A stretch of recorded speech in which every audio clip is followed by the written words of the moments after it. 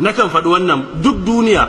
Sheikh Uthaymeen rahimahullah yake cewa babu wata kalma da Allah ya kulla alaka tsakanin dukkan alkhairin duniya da lahira a jikin da kaman kalimatu taqwa. Babu wata kalma ɗaya da aka bayyana duk alherin duniya da duk alherin lahira da kake nema a jikinta zaka samu. Babu kaman taqwa. Na farko idan kana neman ilimi taqwa na bayarwa. Fattaqullaha wa yu'allimukumullah.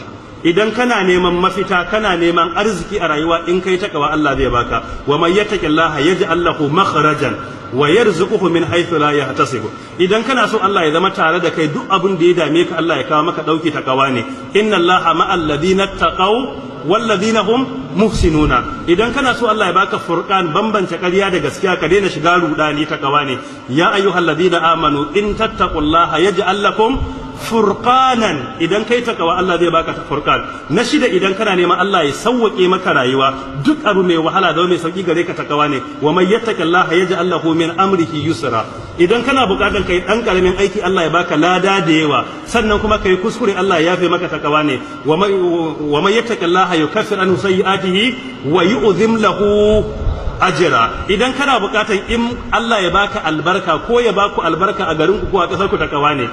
Cewa me in tattaqullaha yaj'al lakum walau anna ahlal qura amanu wattaqaw la fatahna alaihim barakatin minas sama. Idan duka muka yi imani da Allah duk albarka da muke nema wallahi arziki ko saukin rayuwa ko yalwan dukiya wallahi takawa ne. Babu dan adam a duniya da yake baka arziki ko ya sauwake maka rayuwa idan Allah ya kuntata maka sai ka koma zuwa ga Allah. Amma dan adam bai isa ba don dan adam bai iya sauwaka wa kansa damuwa balle ya sauwaka maka. Idan Allah ya sanya kuda a kunnan a cikin hancinsa sai zama abin tausayi yanzu. So bare shi ya sauke maka rayuwar. Amma Allah ya ce idan mutanen gari alƙarya sun bi doka da sun yi takawa duk albarkar da suke da Allah ya ce zan ba su. Duk uba yana fargaban in na bar duniya me zai faru ga ƴaƴana wa zai kula da su. Idan kai takawa Allah ya ce in ka rasu ƴaƴan zamu duba maka baya.